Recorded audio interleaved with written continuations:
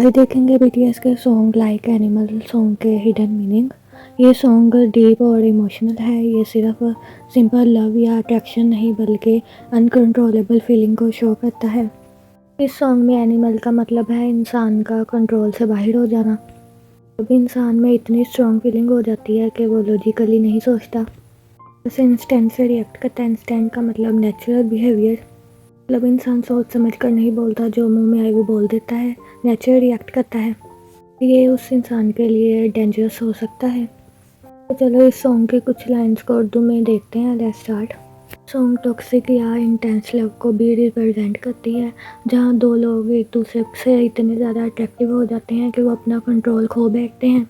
And कभी कभी ये ऑब्सेशन भी हो सकती है, ज़्यादा पॉसेसिव या इमोशनल होना, तो एक इंसान के लिए बहुत डेंजरस हो सकता है। तो इस सॉन्ग की लाइन है वी आर लाइक एनिमल, मतलब हम अपनी फीलिंग्स को कंट्रोल नहीं कर पा रहे।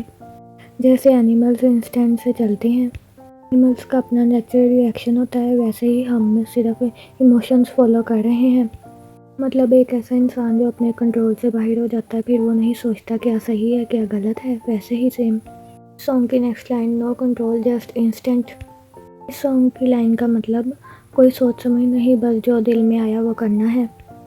मतलब लव या अट्रैक्शन एक इंसान के अंदर ज़्यादा बढ़ जाए, फिर वो इंसान अपने दिल की सुनता है, किसी और की कभी नहीं सुनता। जब उस इंसान को एहसास होता है तब बहुत देर हो चुकी होती है। सॉन्ग की next line, running wild in the night, मतलब दोनों अपनी फीलिंग्स को रात के टाइम पर शो कर रहे हैं। Next line, can not stop this feeling, मतलब ये फीलिंग इतनी ज़्यादा स्ट्रॉन्ग है कि कंट्रोल करना मुश्किल हो रहा है। Next line, closer and closer, दोनों एक दूसरे के इतने ज़्यादा क्लोज आ चुके हैं कि दूर जाना मुश्किल है।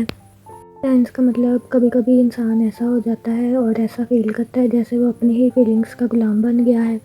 जब इंसान का खुद पर काबू ख़त्म हो जाता है, कंट्रोल ख़त्म हो जाता है, तो रिलेशनशिप इंस्टेंट हो जाता है और ये दोनों ही एक दूसरे के लिए डेंजरस होता है। एंड ये लाइन्स बीटीएस को भी शो करती हैं। जैसे बीटीएस के कुछ सासन फैंस जो इतने ज़्यादा हद में भर जाते हैं ना कि वो बीटीएस के घर तक पहुंच जाते हैं। जंगकुक के घर तो आए दिन कोई ना कोई जा ही रहा होता है। ये बीटीएस के नहीं, बाकी आइडल्स के साथ भी ऐसा ही होता है और उनके लिए लाइफ स्पेंड करना मुश्किल हो जाता है। कुछ लोग ऐसे भी हैं जो बीटीएस को आइडल से ज़्यादा ही कुछ समझने लगते हैं। जैसा अब भी होता है, बीटीएस के घर के बाहर जाना या बीटीएस का पीछा करना ये आम है, और ऐसे लोग अपना कंट्रोल खो बैठते हैं, किसी की नहीं सुनते।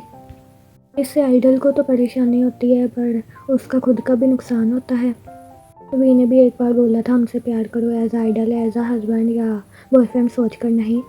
वो हमारे आइडल हैं, उनके साथ ऐसा बिहेव करना बिल्कुल ठीक नहीं है। तो प्लीज़ अगर ऐसा सोचते भी हो तो मत सोचो। मुझे तो इस सॉन्ग के मीनिंग काफ़ी ज़्यादा अच्छे लगे, तो आपको कैसे लगे कमेंट में ज़रूर बताना।